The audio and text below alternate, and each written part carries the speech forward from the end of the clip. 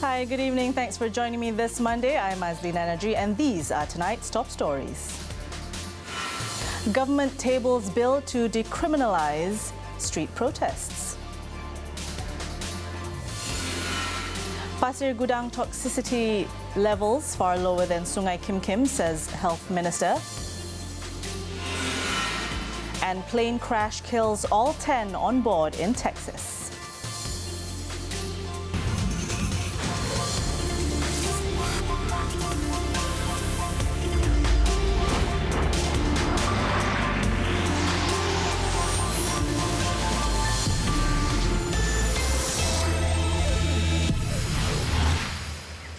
We begin 7Edition with this story. Health Minister Datuk Sri Dr. Zulkifli Ahmad confirmed today that the level of toxicity in Pasir Gudang, Johor is much lower compared with the previous incident involving the illegal dumping of chemical waste into Sungai Kim Kim, which also occurred in the same district. He pointed out this today after concerns were raised on the recurring air pollution and its impact on the health of residents in the district. According to the minister, there were no deaths and nobody was warded in the intensive care unit following the latest incident. Tahap toksisiti dan keracunan itu adalah jauh lebih rendah daripada Sungai Kim Kim yang ada yang di ICU, ada yang intubated, ventilated. Kali ini is just warded for observation. Itu hakikat yang saya nak tekankan dengan tidak menafikan bahawa ini telah mencetuskan banyak kegelisahan di kalangan mak ayah, bapa, parents, because it is recurring. Lalu saya nak tegaskan, ini bukan nada saya bercakap ni, not playing down the issue, tetapi berbandingkan secara statistik dan secara angka. Anda pandailah pelaporan ni, it is not as nanti memang besok keluar saya khawatir ya. So jadi maksudnya because I'm not playing down on this ya. The health minister said this to the media after opening the 2019 Diet Quality and Research Convention in Kuala Lumpur today.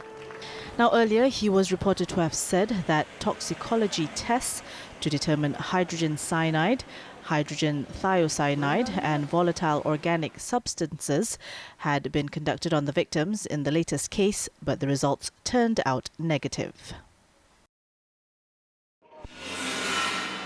Meanwhile, Energy, Technology, Science, Climate Change and Environment, MACC Minister Yeo Bee Yin said they had deployed personnel to 85 hotspot schools today to monitor the air quality simultaneously during this morning session.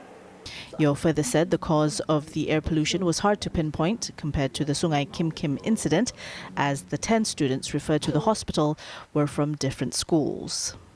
Daripada 10 ni mereka adalah daripada sekolah-sekolah yang berbeza. Ada yang di antara sangat jauh dan that is why there is no geographical correlation ya yang di sini. Dan ini sama case seperti yang daripada 20 Jun. Ini tak sama dengan Sungai Kim Kim. Sebab Sungai Kim Kim air dispersion model you ada satu punca. Di sini kita boleh simulate, kita tahu semua ini cover by this and this is because of wind direction. Tapi yang ni dia di tempat berbeza-beza. Now, she added once the team in the 85 schools detect an abnormal reading, such as the detection of volatile organic compound, VOC, a more advanced detection equipment, gasmate, will be sent to the schools immediately for further readings to be taken. Samples taken from the students yesterday had already been sent to the chemistry department for testing. Yeo was speaking at a joint press conference with State Health, Culture and Heritage Committee Chairman Muhammad Khuzan Abu Bakar. Yesterday, 273 students as well as 3 teachers started showing symptoms of nausea in 15 schools just 2 hours after school reopened. Now, Deputy Prime Minister Datuk Sri Dr. Wan Azizah Wan Ismail has assured that the schools affected by the air pollution in Pasir Gudang will only be closed if there is an urgency to do so. Speaking at the Parliament lobby today, she also said that the government will continue to monitor the situation closely.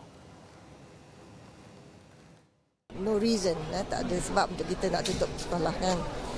Satunya. Tetapi yang lain itu kita memang saya dapatkan laporan daripada JS, Jabatan Alam Sekitar, bahawa dengan skim-skim ni lain ya, berbeza dengan kes Sungai Kim. Dan setakat ini kita dah eliminate pada segi elimination dan berdasarkan pada siasatan awal, bacaan metal MACC tinggi iaitu the 5E resources tu telah ditutup dan dia membuatkan proses kelengkapannya dan mengarahkan pelupusan semua residu. Commenting further, she said the Department of Environment, DOE, has carried out inspections at 72 factories around Pasir Gudang, which showed normal readings. The air quality in the area would continuously be monitored, she added, including the use of equipment to detect the chemical content of the air. And on to the Dewan Rakyat sitting, the government is proposing to decriminalise street protests through an amendment to the Peaceful Assembly Act, PAA. The amendment bill was tabled for the first reading today by Deputy Home Minister Datuk Muhammad Aziz Jaman. Tuan Yang di-Pertua, saya memohon mengemukakan rang Undang-Undang Perhimpunan Aman Pindaan 2019. Tuan Yang di-Pertua, bacaan kedua dan ketiga pada mesyuarat yang sama. With the amendments, a lawful public assembly would include a march from one location to another. The proposed amendments also will, among others, reduce the mandatory notice period to authorities from 10 days to 7. Organisers will also have 24 hours to appeal to the Home Minister against restrictions imposed by the police on their proposed protest. The bill is expected to be debated and passed during the current Parliament meeting that adjourns on July 18th. Meanwhile, a special motion to make it compulsory for all members of Parliament, MPs, to declare their assets was passed in the Dewan Rakyat today. It was approved with a voice vote without any objection from the opposition bloc. Earlier, Minister in the Prime Minister's Department, Datuk Liew Vui Kyong, said the move was aimed at leading the country towards being accountable, transparent as well as corruption-free. Tuan Yang di-Pertua, memandangkan bahawa pengisytiharan harta ini telah pun dilaksanakan oleh pihak kerajaan, maka sudah sampai masa untuk semua ahli parlimen, khususnya ahli Dewan Rakyat, termasuk yang bukan kerajaan, untuk membuat pengisytiharan harta. Usul ini akan terpakai kepada semua ahli Dewan Rakyat, suami atau isteri, anak yang hanya berumur 21 tahun ke bawah dan semua pemegang amanah yang berkaitan. He further said once the new bill has been drafted, it will be tabled, hopefully in the next Parliament sitting. If the law is passed, all MPs will be expected to declare their assets within 3 months, up to October 1st, 2019, by filling out the statutory declaration form set by the Dewan Rakyat Speaker. The assets involved are monthly income and all movable and immovable properties, both inside and outside the country. Any false declaration could potentially land the MP in jail for up to 3 years with fine under the Penal Code. Now, the government has given its assurance that any approval for refugees to work in this country will not be made at the expense of Malaysians. Although it wants refugees to be employed to sustain life in the country, this should not in any way undermine the interests of the local people. Membenarkan pelarian bekerja di negara kita ini sedang dikaji dan diperhalusi oleh kerajaan bagi mengenal pasti sama ada diperlu dikekalkan atau dipindah. Kerana sekarang ini kita kena buat dengan teliti bagaimana kita nak berikan jobs ataupun pekerjaan untuk mereka, kerana kita tidak mahu menjejaskan kepentingan rakyat sendiri dalam negara. Supaya kita memelihara peluang pekerjaan untuk rakyat sendiri pun. Based on United Nations High Commissioner for Refugees, UNHCR statistics, Malaysia has 124,753 refugees and 48,978 asylum seekers as of May this year. She added that of the total number of refugees and asylum seekers, 93,138 or 53.6% are Rohingyas. Moving on, in Perak, a tractor driver was killed after he was hit by falling rocks at a quarry in Mukim Sungai Raya Kramat Pulai in Ipoh. The victim, identified as 56-year-old Loy Tiam Fat, died at the scene after sustaining serious injuries in the 9:47 a.m. incident. District Police Chief Assistant Commissioner Muhammad Ali Tambi said Loy was reported to be clearing the debris after a blasting operation at the quarry last Thursday when the incident occurred. While Perak Fire and Rescue Department's Zone 1 head, Muhammad Khairul Jamil, said firefighters took about 45 minutes to locate Loy's body due to the difficulty to enter the area. Okay, menyebabkan kita punya equipment bukan saja agak sukar untuk kita bawa ke atas. Pada masa yang sama, runtuhan batu tu agak besar. Jadi kita memerlukan jentera berat lah untuk mengangkat batu-batu. Now, he added work at the quarry has been stopped until further notice. The victim's body was later sent to the Raja Permaisuri Bainun Hospital. The Malaysian Anti-Corruption Commission MACC is investigating whether there are irregularities in Telekom Malaysia, TM's 2014 acquisition of wireless services company Packet One Networks Malaysia Sendirian Berhad P1. The government-linked company bought a 57% stake in the wireless broadband service provider for 350 million ringgit, with a further 210 million ringgit capital injection via newly issued redeemable bonds. TM said in a statement that it will continue extending its cooperation to the MACC as needed. It was reported previously that TM had confirmed that officers from the anti-graft agency visited the company's headquarters on June 13th over the P1 acquisition, stressing that the visit was to seek certain information. TM currently owns 72.9% of the wireless operator, whose brand name had several changes from P1 to Weebee and now to Unify. It was learned that a few individuals are also being probed over the $500 million ringgit deal for possible irregularities. Now, Dr. Mahathir Mohamad can no longer proceed with his judicial review to challenge the validity of the appointment of two former top judges. Following the dismissal of his application for leave to appeal, the Prime Minister cannot proceed with his appeal to the Federal Court. Judge Datuk Rohana Yusof, who chaired a three-member bench, said the court saw no reason to depart from the Federal Court's decision in the Malaysian bar case. Now, earlier, Tun Dr. Mahathir had challenged the appointment of former Chief Justice Tun Mat Raus Sharif and Court of Appeal President Tan Sri Zulkifli Ahmad Makinuddin. Senior Federal Counsel Alice Lok Yi Ching urged the court to dismiss the Premier's leave to appeal, saying that the matter was academic since both judges had departed from their posts.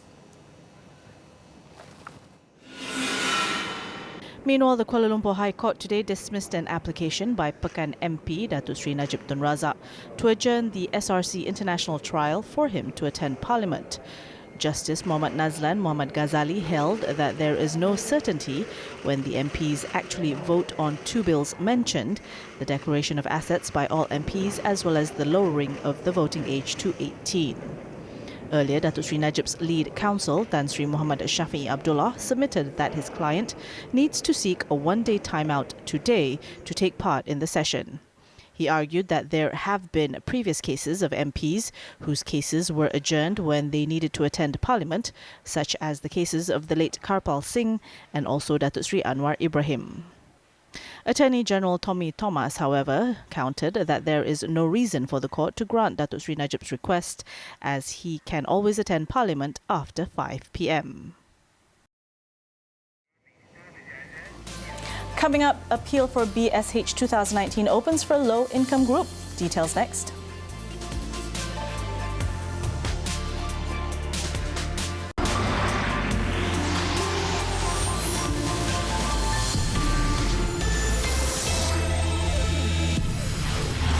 Thanks for staying with us. Now, members of the public who are eligible for the cost of living aid BSH can apply to appeal for the assistance targeted at low-income group B40 starting today until August 15th. The Finance Ministry in a statement said the process also allows those who are not eligible to present their application complete with relevant documents verified by the Inland Revenue Board LHDN. According to the statement, the payment for the second phase of BSH 2019 began on May 28th based on the categories involving number of children or dependents as well as the amount of BSH entitled. Payment will be then made after the verification process is completed, which involves 3.6 million individuals who have been approved for the assistance. The statement also said the second phase involved an allocation of 1.42 billion ringgit, while for both phase 1 and 2, the payment amounted to 2.62 billion ringgit.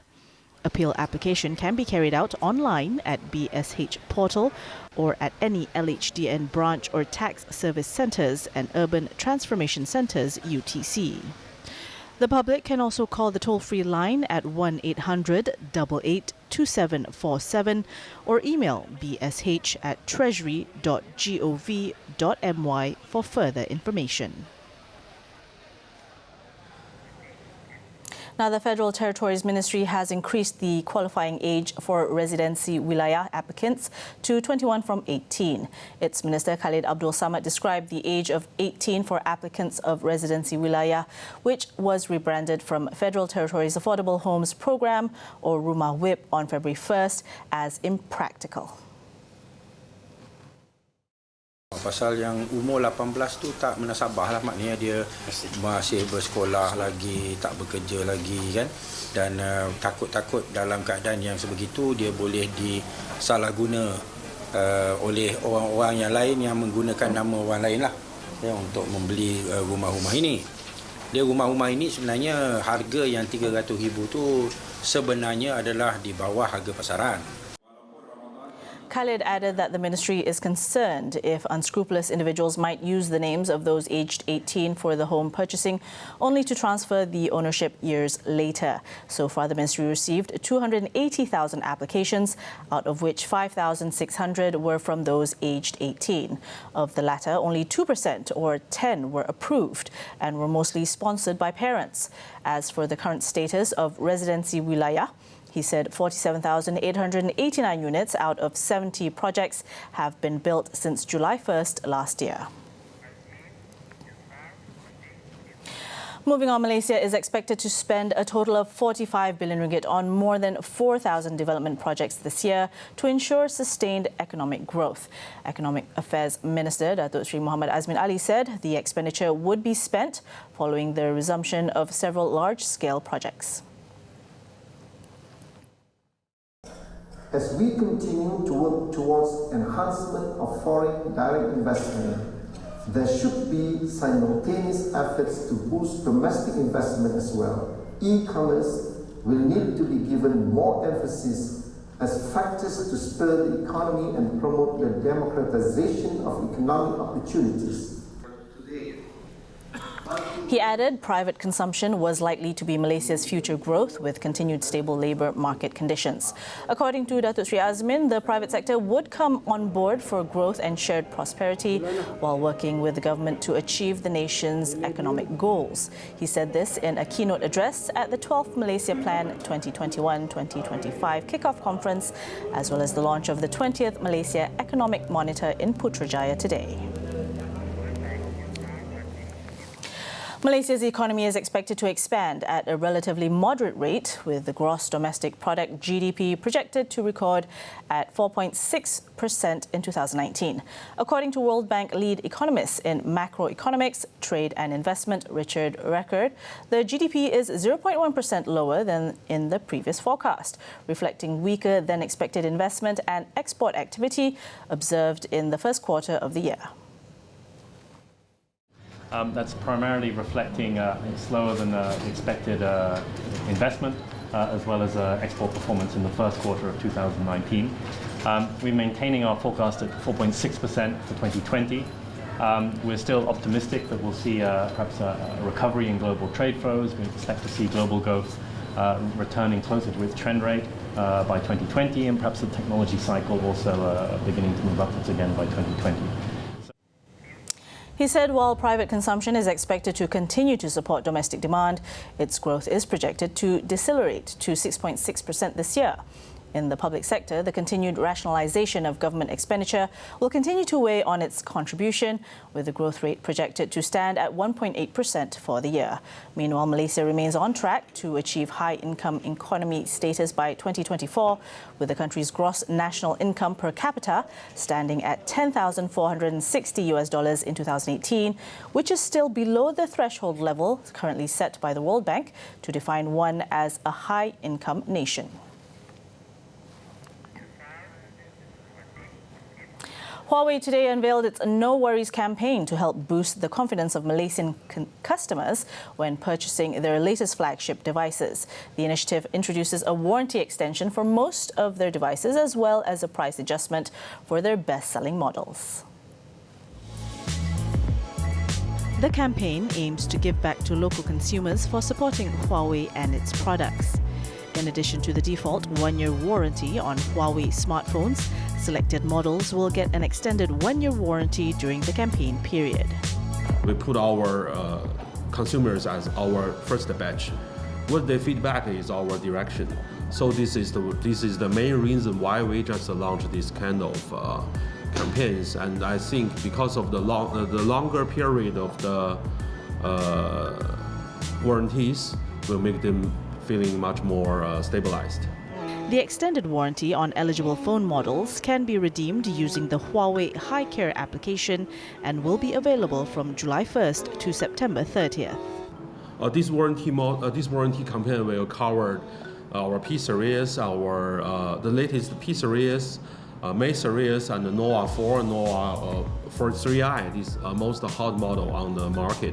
I think this is not the end. This is only start. It's the first period for our campaign. Also, under the No Worries campaign, Huawei unveiled a price drop involving 3 of its best-selling models, namely the P30, P30 Pro, and Nova 3i. Malaysians will also be able to save up to 400 ringgit when purchasing these flagship models that were made available in April this year. Currently ranked second in the global smartphone market, Huawei will also reveal its first 5G foldable smartphone later this year. As Huawei continues to innovate and improve all of its products, the brand also aims to enhance customer experience by continuing to reward consumers. When we return, Taliban attack kills 10 in Afghanistan. We'll be right back.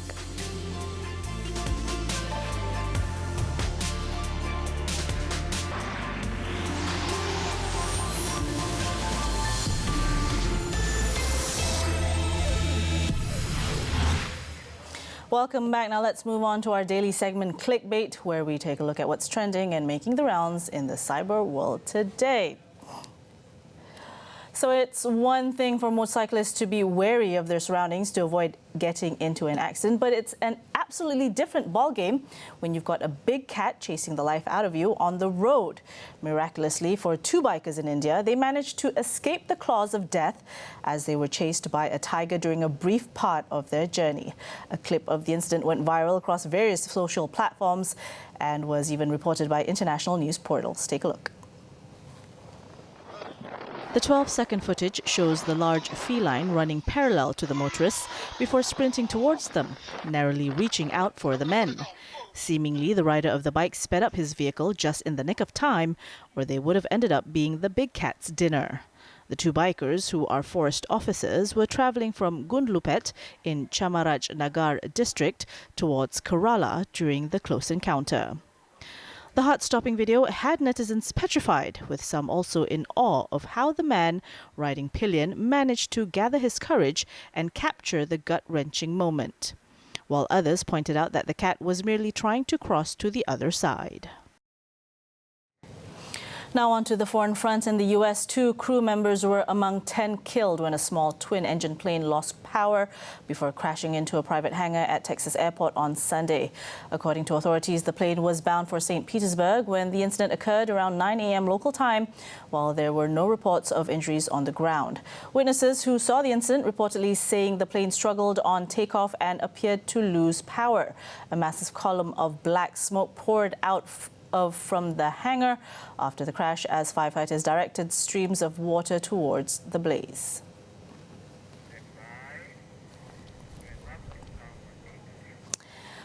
U.S. President Donald Trump and North Korean leader Kim Jong-un agreed on Monday to resume and push forward dialogues on denuclearization of the Korean peninsula. The two men met on Sunday in the strip of land that has divided the peninsula for almost 66 years since the end of the Korean War. Trump was the first ever U.S. president to set foot on the North Korean soil and shook hands with Kim after walking a few paces in Pyongyang territory. The meeting was full of symbolism, where they agreed to resume working-level talks within weeks on the North's nuclear program. This is historic, as the last president to walk over the military demarcation line was South Korean President Moon Jae-in at Kim's first summit last year.